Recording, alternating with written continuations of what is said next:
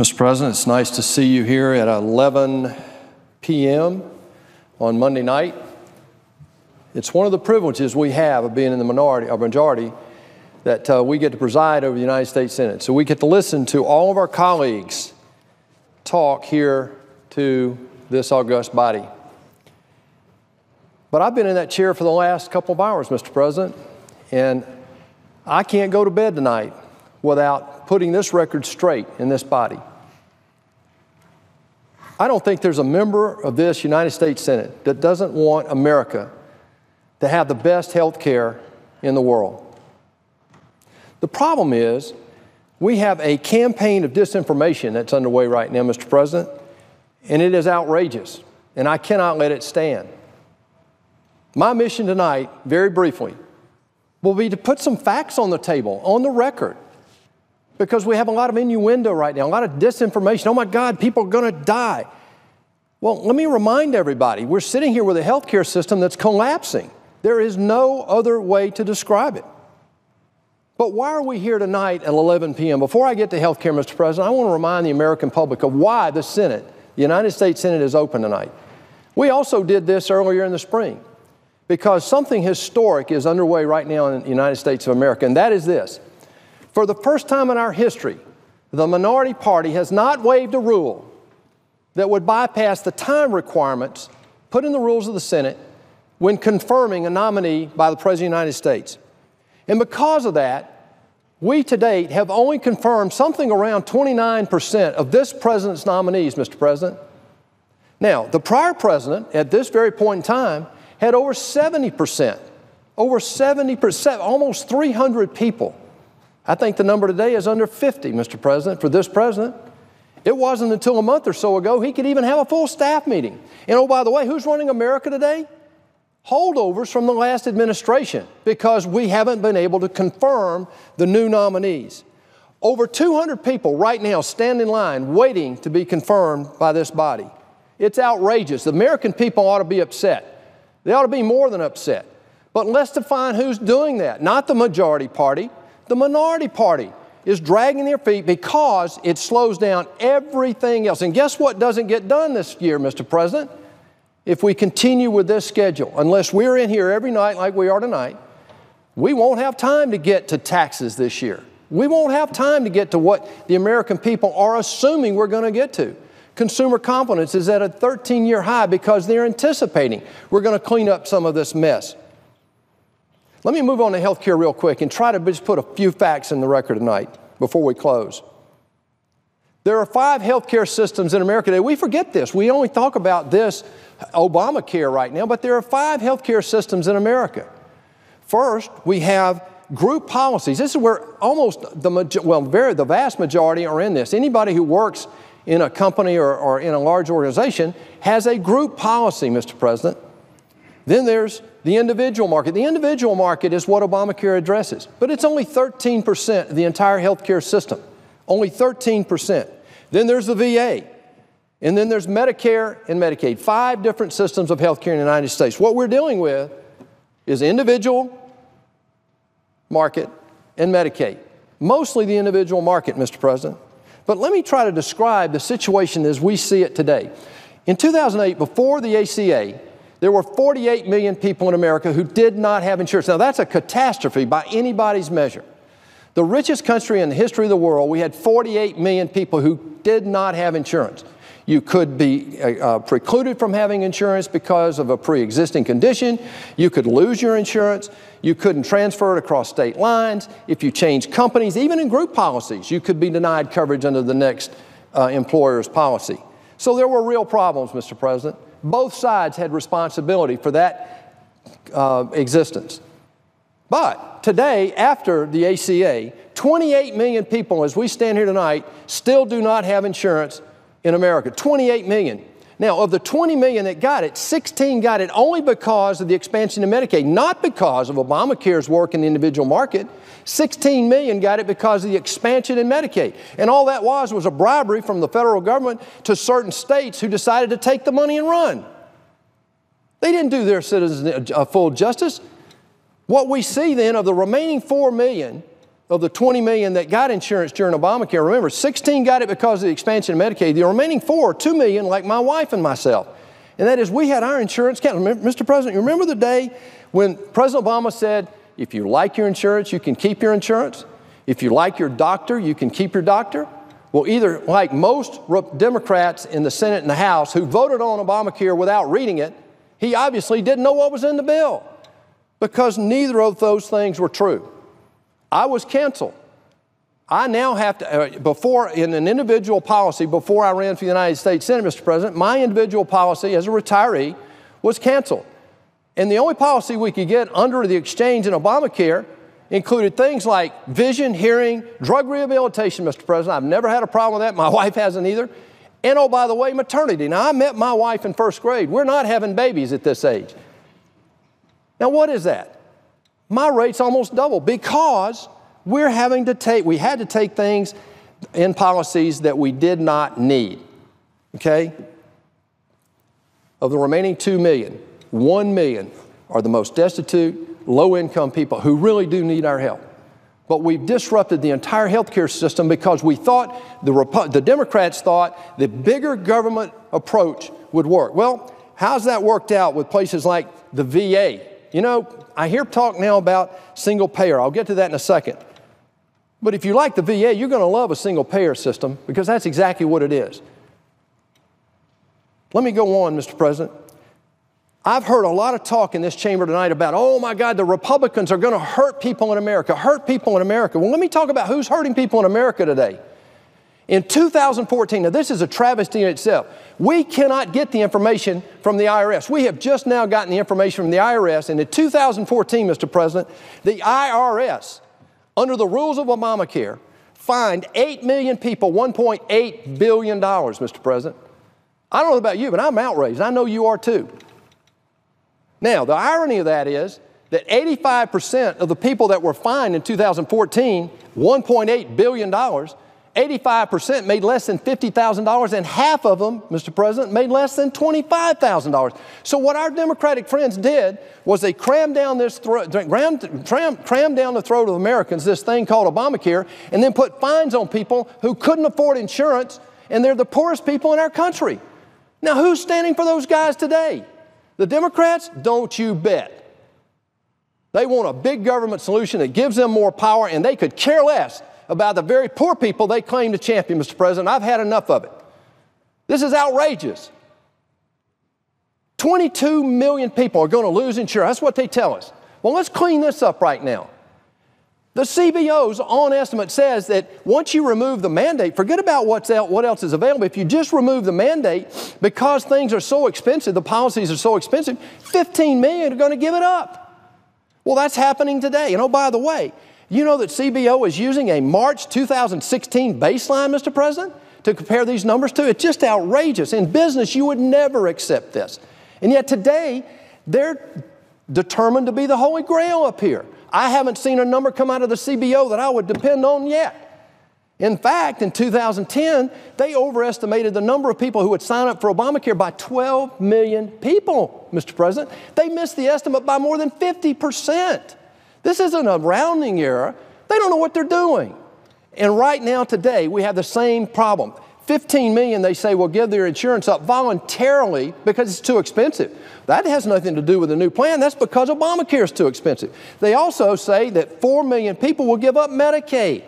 Now, Medicaid's free. Why would somebody give Medicaid up? And oh, by the way, they say Obamacare is so good and so affordable that they're going to add 5 million people to it. Well, there is no reason to believe that. There is no evidence today that would back that claim up. That is not a quantified model outcome. It is a person's estimate who sits over there and makes this up, Mr. President. And the other side is acting like, oh my goodness, this is the Holy Grail.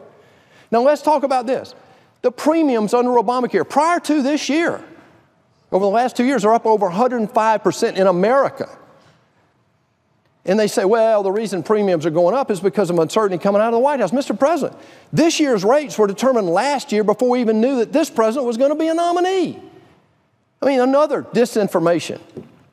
What I'm fed up with, Mr. President, is it sounds like a good story until you see the facts.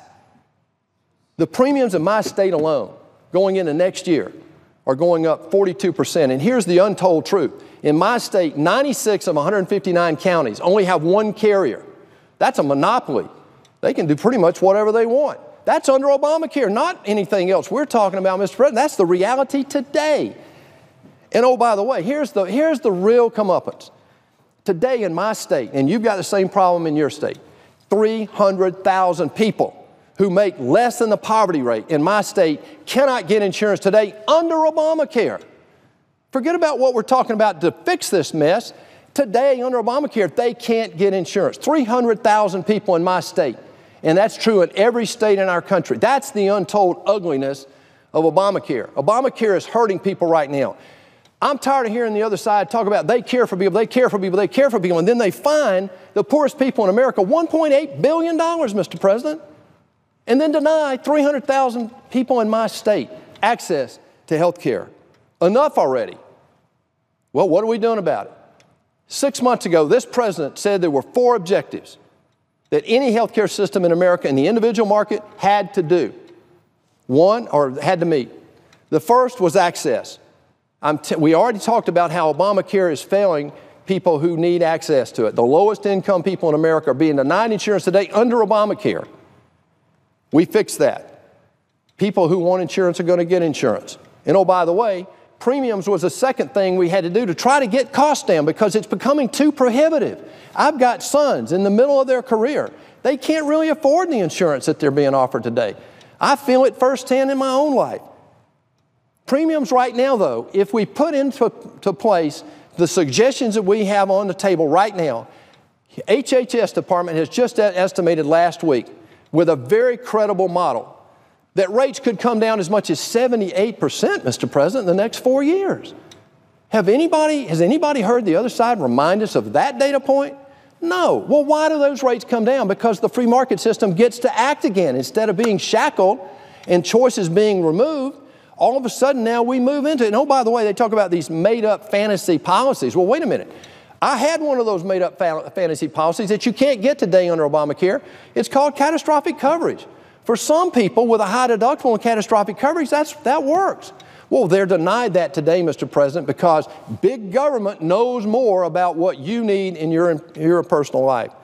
The third thing we had to do, and this was very important, the second part of this problem is that Medicaid was not on a sustainable path, Mr. President. I'm sorry.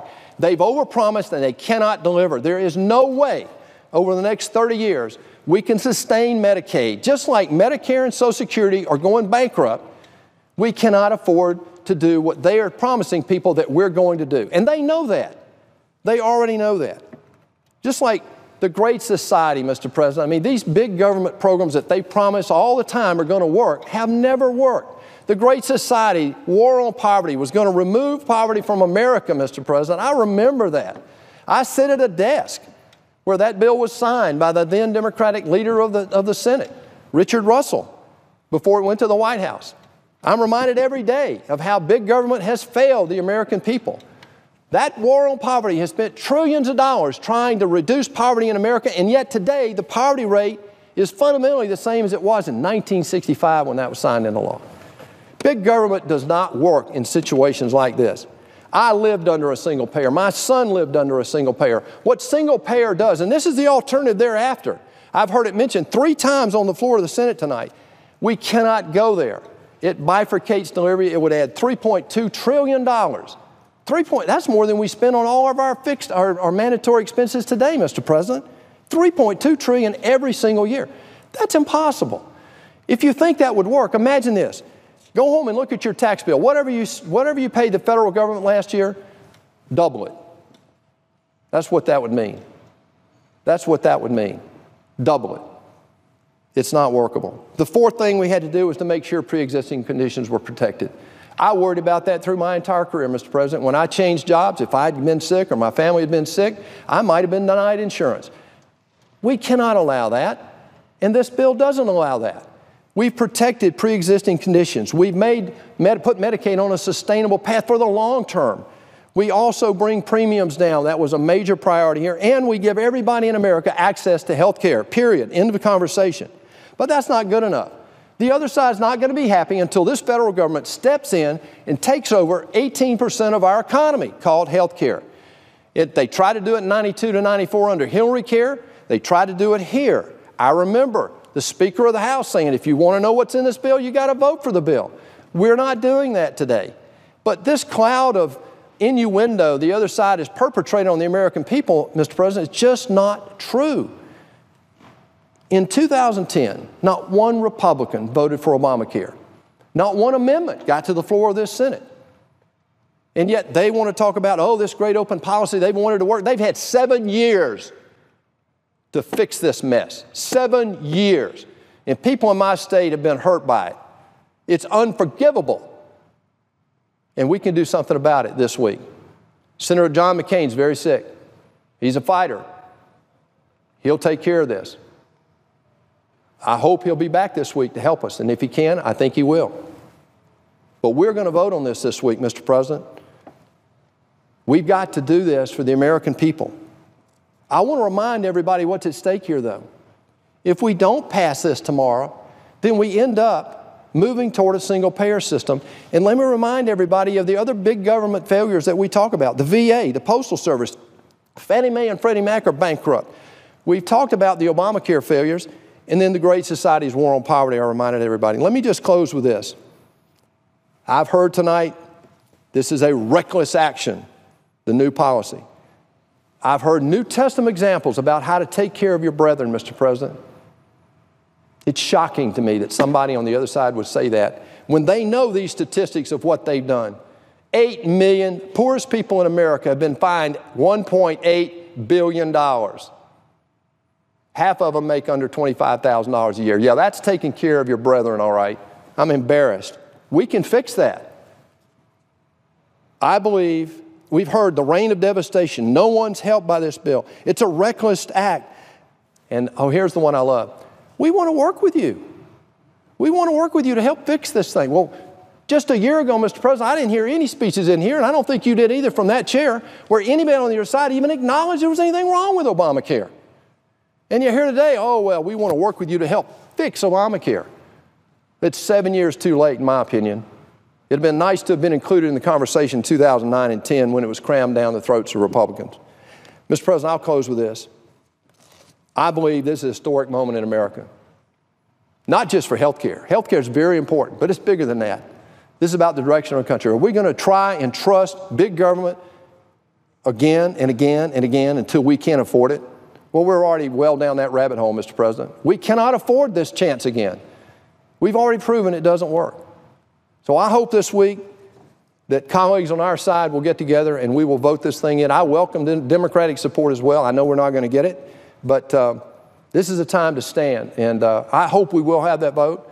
I fully encourage my colleagues here to support that, and let's get on with business. Thank you, Mr. President.